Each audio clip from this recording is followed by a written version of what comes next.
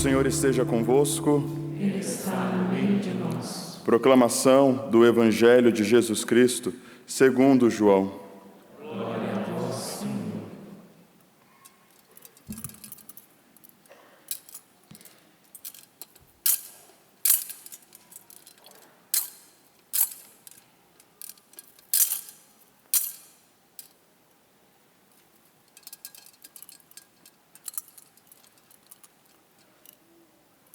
Estava próxima a Páscoa dos judeus e Jesus subiu a Jerusalém. No templo, encontrou os vendedores de bois, ovelhas e pombas e os cambistas que estavam aí sentados. Fez então um chicote de cordas e expulsou todos do templo, junto com as ovelhas e os bois. Espalhou as moedas e derrubou as mesas dos cambistas. E disse aos que vendiam pombas: tirai isso daqui, não façais da casa de meu pai uma casa de comércio. Seus discípulos lembraram-se mais tarde que a Escritura diz: o zelo por tua casa me consumirá. Então os judeus perguntaram a Jesus: que sinal nos mostra para agir assim? Ele respondeu: destruí este templo e em 3 dias eu o levantarei.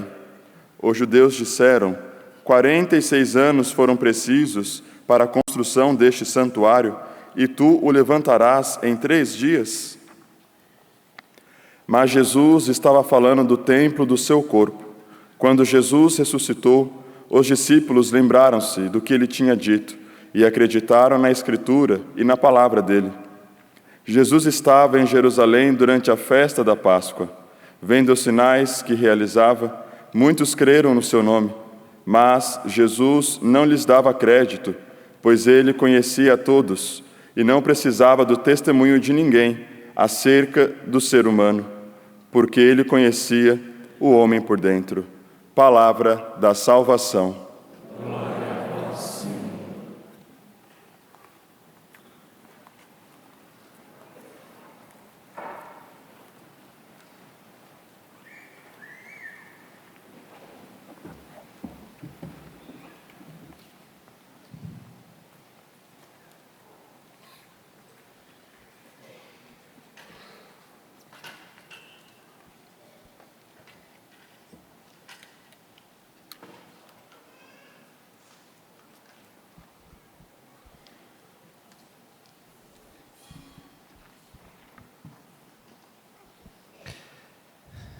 O Evangelho de hoje traz para nós uma cena muito forte. Jesus, com um chicote feito de cordas na mão, expulsando todos que estavam lá, junto com os animais. Não parece ser Jesus. Parece. Mas era Jesus. E ainda digo mais. Temos certeza que o que foi feito, o que ele fez, não foi apenas por respeito ao santuário, à casa do Senhor. Foi também feito por amor a cada uma das pessoas envolvidas neste negócio feito exatamente dentro do templo. Nós temos certeza que o que Jesus fez por amor a todos eles. Obviamente, naquela hora ninguém entendeu. Pergunte ao seu filho, quando você precisa dar algum castigo para ele, porque de outra maneira não funciona, se ele entende naquela hora. Ele tem direito de não entender. Mas se você ama seu filho, você precisa, em certos momentos, ser muito firme. Para o bem dele, por amor a ele. Mas, na verdade, o que eu gostaria de, olhar com mais atenção é as últimas frases do Evangelho de hoje. Porque o evangelista João disse assim: Jesus estava em Jerusalém durante a festa da Páscoa, vendo os sinais que realizava, muitos creram no seu nome. Isso já bastaria para descrever que realmente as pessoas, num encontro com Jesus, passavam por momentos talvez especiais, até pelas conversões, e era natural pensar assim e imaginar assim. Mas o evangelista João ainda quer colocar aqui mais uma frase. Muitos creram no seu nome. Termina a frase anterior. E depois São João escreve assim. Mas Jesus não lhes dava crédito, pois ele conhecia a todos e não precisava do testemunho de ninguém acerca do ser humano, porque ele conhecia o homem por dentro. Ou seja, São João quer nos dizer, muitas pessoas chegavam para Jesus, expressavam talvez a sua fé, encanto por ele, por ensinamento dele, porém Jesus sabia que muitos destes, na verdade, não estavam transformando naquele momento a sua vida, apenas se deixavam levar, por exemplo, pela emoção do momento. Porque no final das contas, vendo um milagre acontecendo na frente dos olhos da multidão, com certeza mexe com todo mundo. Recebendo uma graça que Deus está nos dando, num certo momento, isso mexe conosco. Agora, será que estes sinais são capazes de transformar a nossa vida? Eu acho que não. Elas podem ajudar, sim, desde quando a pessoa abre seu coração para, de fato, colaborar com a ação do Espírito na vida, no dia a dia, no seu modo de ver também a toda a realidade na qual nós vivemos. Por isso é tão importante prestar atenção exatamente nas emoções que tantas vezes até dentro dos ambientes da fé surgem. Uma boa palavra, uma boa música, um momento preparado, especial e tudo mais. Nós nunca podemos parar neste nível da emoção dizendo já aconteceu maravilhoso, já aconteceu uma coisa maravilhosa, porque sim, senti tantas coisas, porque eu chorei, porque eu me arrepiei. Espera aí, e como que logo depois continua a sua vida? Aconteceu alguma mudança? Realmente, você pode ver os frutos da ação do Espírito Santo na tua vida e dizer, aqui eu tenho confirmação que a minha vida está sendo transformada pela obra de Deus. Na segunda leitura de hoje, São Paulo disse assim: os judeus pedem sinais milagrosos, os gregos procuram sabedoria. E nós, porém, pregamos Cristo crucificado, escândalo para os judeus e insensatez para os pagãos. Ou seja, São Paulo quer dizer, talvez muitos seguiriam a fé que estamos pregando, anunciando, se a gente focar, como no caso dos judeus, nos sinais milagrosos. E ele está dizendo, talvez teria muito mais pessoas junto conosco se a gente mostrar o cristianismo como uma filosofia muito boa, melhor talvez do que outras filosofias, um modo de ver a si mesmo, o ser humano, seu irmão, o mundo na qual nós vivemos. E aqui não se trata apenas de uma filosofia, aqui não se trata apenas do poder de Deus que vem à nossa vida através dos sinais milagrosos. Aqui se trata do amor de Deus que vem da cruz,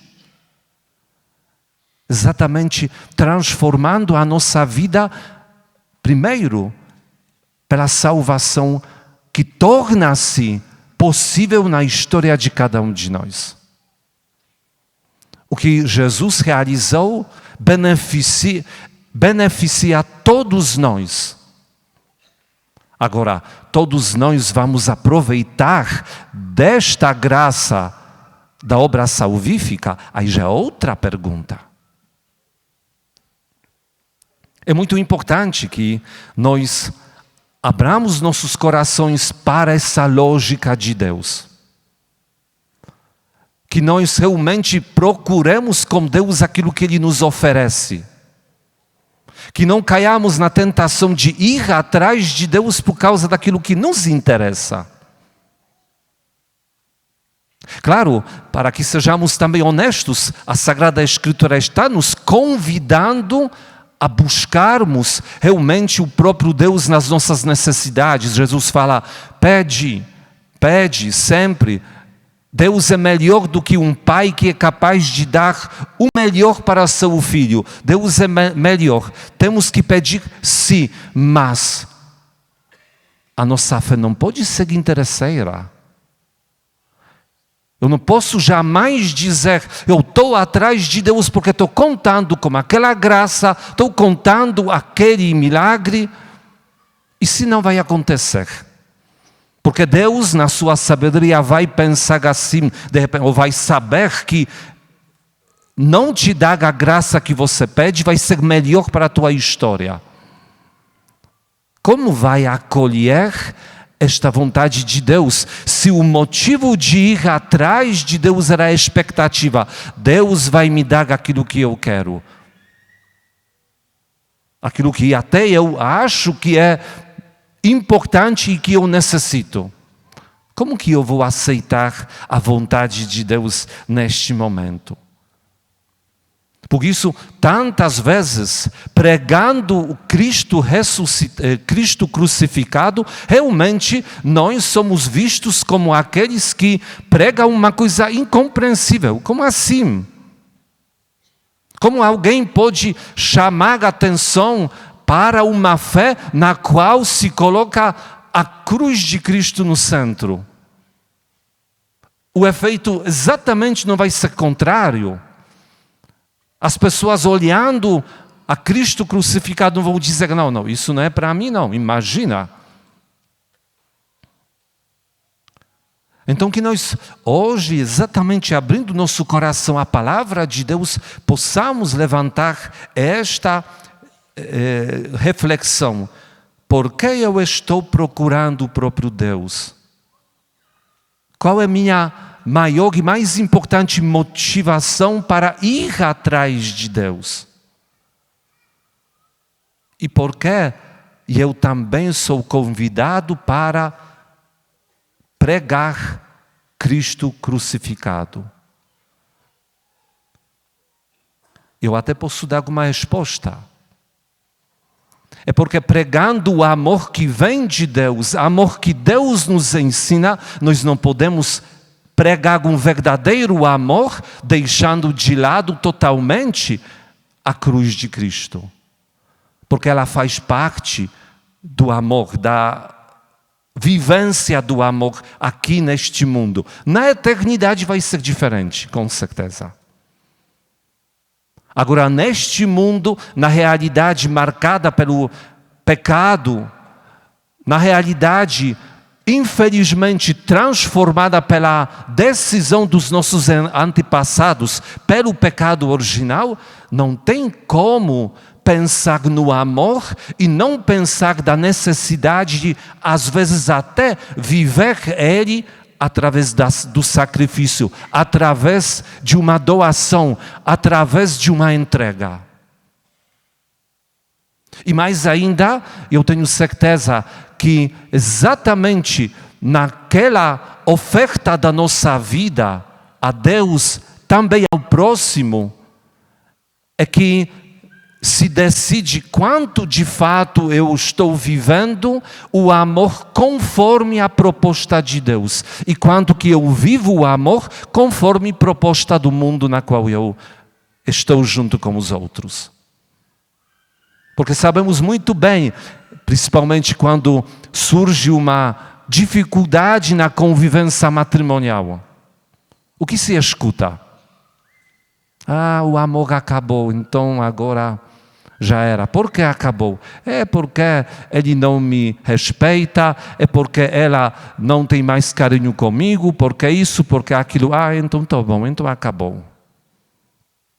E São Paulo nos diz que o amor nunca acaba. Ou seja, ou as pessoas estavam se enganando na hora de iniciar esta união, ou aconteceu uma coisa que nós humanamente talvez não conseguimos entender, mas claramente mostra que não estava aqui, não estava presente o verdadeiro amor, aquele a qual Deus convida a todos nós.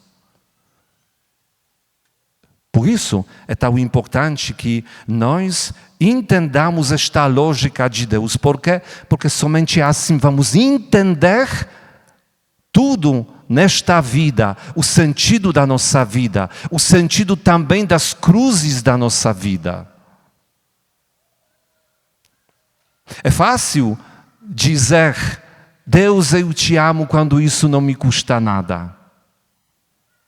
E quando vem exatamente a necessidade de um sacrifício, esforço, aí eu começo a vacilar.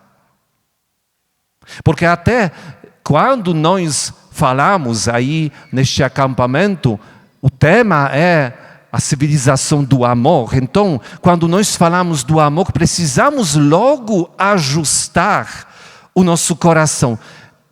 De que amor estamos falando? Amor conforme a visão do mundo ou o amor sobre o qual está nos ensinando o próprio Deus? Pega uma música, principalmente sertaneja, ou outras, que falam sobre o amor. E quanto amor nas músicas. Quando se fala de amor em muitos ambientes. E aí? Compara isso com o amor que é pregado pelo próprio Cristo. E você vai entender logo que aquilo que é chamado neste mundo de amor é apenas algum sentimento que é possível a ser vivido também. Mas o amor é muito mais do que isso. Muito mais. Jesus, no certo momento, ele disse assim: se alguém me ama, obedecerá a minha palavra. O meu Pai o amará e nós viremos a ele e faremos nele morada. Aquele que não me ama não obedece às minhas palavras. Acho que não precisamos ter uma melhor explicação que o amor não se resume a algum tipo de sentimento que é capaz de surgir exatamente no nosso encontro com Deus.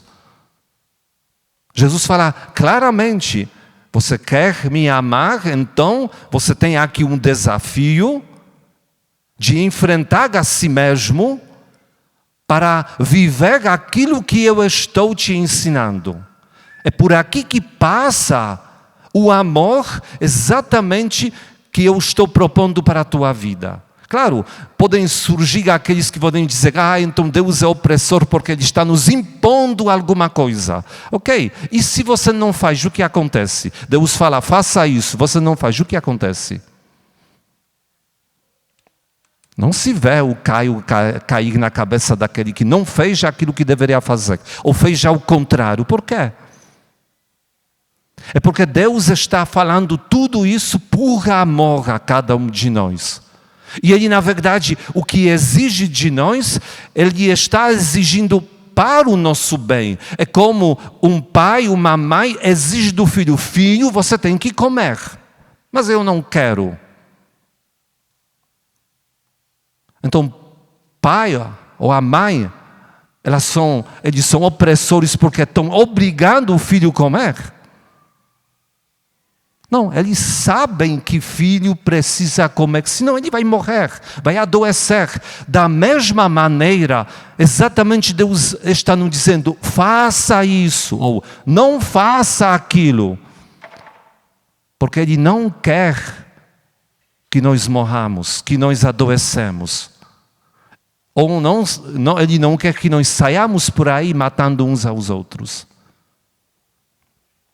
Por isso é tão importante abrir o nosso coração e aceitar exatamente esta proposta de Deus que vem ao encontro, como falei, de cada um de nós, através da ação do Espírito Santo. É Ele que nos capacita. Por isso não se trata apenas do esforço humano, também da graça de Deus. Mas claro, o início está com o meu coração aberto e eu quero, e eu vou fazer tudo o que é necessário para que esta proposta de Deus possa se realizar na minha vida. E eu quero viver os mandamentos de Deus, eu quero viver aquilo que Ele me ensina. Eu vou fazer tudo que é possível para viver os ensinamentos de Deus.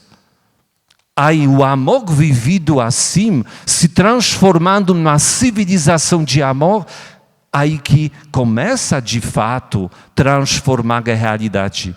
Porque eu já estou transformado. Porque meu irmão já está transformado. Porque o outro está transformado.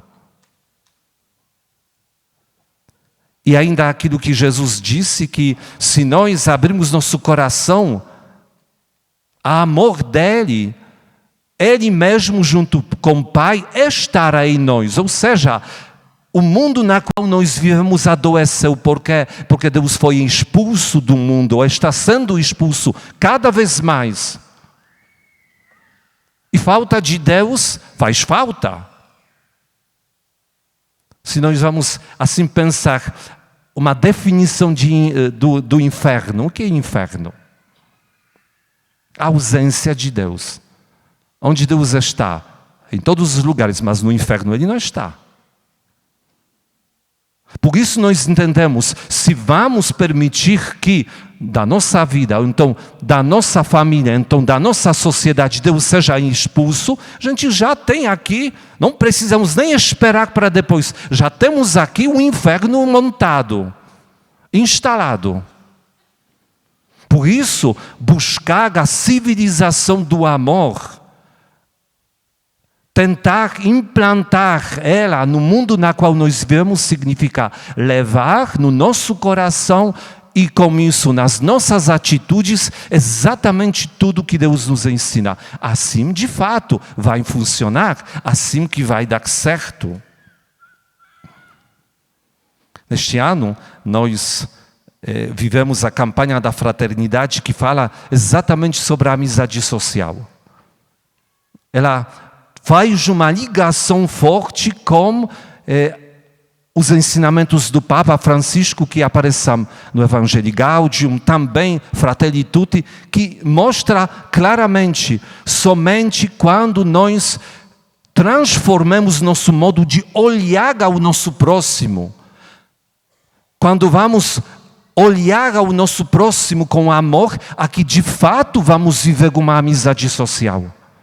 Ou seja, o amor vai reinar entre nós, vamos nos ver como irmãos e não como ilhas separadas, cada um na sua ilha, cada um pensando na sua vida, cada um pensando nas suas ideias e suas vantagens e suas vontades.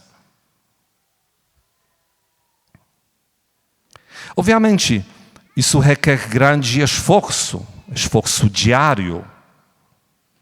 Por isso eu quero, terminando, trazer aqui uma memória de São João Paulo II. Primeiro ele falou assim, no final do encontro dos jovens na Polônia, 6ª Jornada Mundial da Juventude, em 1991, ele disse assim: queridos amigos, recebestes o Espírito da adoção como filhos de Deus. Ou seja, esta passagem foi meio que o lema, o tema principal desta jornada. Destacando que nós não somos apenas seres vivos que estão presentes neste mundo porque alguém nos botou aqui. Nós somos filhos de Deus. Filhos de Deus. E ele disse: não desperdicem esse grande legado. Sejam exigentes como o mundo que vos rodeia, mas, acima de tudo, sejam exigentes consigo mesmos. Vocês são filhos de Deus, tenham orgulho disso. Eu sou filho de Deus, você também. Como você aceita este fato? Apenas, tá bom, eu sou filho, como eu falo, eu sou filho da minha mãe e do meu pai, só. O próprio Deus quer nos ter como filhos.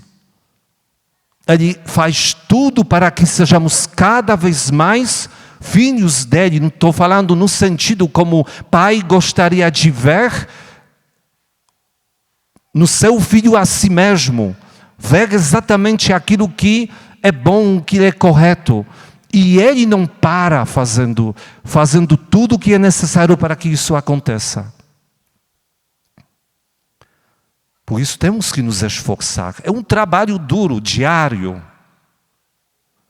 Mas São João Paulo II também nos dava muitos sinais que ele funcionava assim. E aí trago uma história contada por um bispo lá da Polônia. Ele falou sobre a outra visita do João Paulo II em 1997. Ele falou que estavam reunidos numa casa de retiro onde o Papa deveria chegar, ou iria chegar, para pernoitar. Aí ele falou, eu junto com outros padres nos preparamos, porque o Papa vai vir, vai nos cumprimentar, vamos conversar com ele, vamos jantar, vai ser uma noite maravilhosa. Quem sabe ele gostava de cantar, ele vai cantar talvez conosco, vai ser um momento maravilhoso. E ele conta assim, chegou o carro com o Papa. 2 secretários, ele fala, quase arrancaram o Papa do carro, um de um lado, outro de outro lado, carregando ele. Ele disse, eu nunca vi um homem, um ser humano tão cansado quando o Papa estava cansado naquele momento. Impressionou todos. Ele falou, quando ele dava a mão passando, depois entre os reunidos, ele falou meio que tipo, uma pessoa parece meio desmaiada assim. Passou, apertou a mão, e aí, depois aqueles 2 secretários, um de um lado, o outro, subiram com o Papa lá para o quarto dele. Acabou. Ele falou, acabou o jantar, acabou o cantar, acabou tudo. E ele depois, conversando com os outros, eles falaram assim, puxa, amanhã vai ter a Santa Missa, 8 horas da manhã. E o detalhe, o chão da capela aqui nesta casa de retiro é muito ruim. Se alguém entra, faz muito barulho, mas aquele barulho, não sei se alguém já estava numa casa feita de madeira e tudo mais, aquele barulho que parece que dá até arrepio. E eles falaram assim, a missa é 8 horas, Papa dizem que ele vem antes da Santa Missa. Estava muito cansado, então eles falaram assim, vamos chegar 6 horas, vamos marcar 6 horas, 2 horas antes da Santa Missa, para não incomodar o Papa, para que ele possa vir, rezar e aproveitar deste momento. Ele disse, chegamos 6 horas da manhã, e o Papa já estava lá, ajoelhado.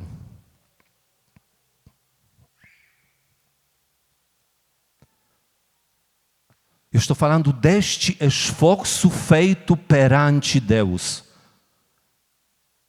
Quando eu falei de buscar, colocar o amor de Deus na prática no dia a dia. Começando exatamente em união com o próprio Deus, união íntima. São João Paulo II, naquela vez, naquela jornada, disse ainda assim, não caiam na mediocridade, Não sucumbam aos ditames das mudanças de modas que impõem um estilo de vida incompatível com os ideais cristãos. Não se deixem enganar pelas ilusões do consumismo. Cristo vos chama às coisas maiores. Cristo te chama às coisas maiores. E aí, você está pronto? Você quer? Você está disposto de ir e fazer tudo o que é necessário para que este plano de Deus para a tua vida possa dar certo? São João Paulo II não falou assim porque queria moralizar. É bonito falar assim. Ele vivia isso. E na vida dele dava certo. Você quer que dê certo também na tua vida? Siga este exemplo. Amém.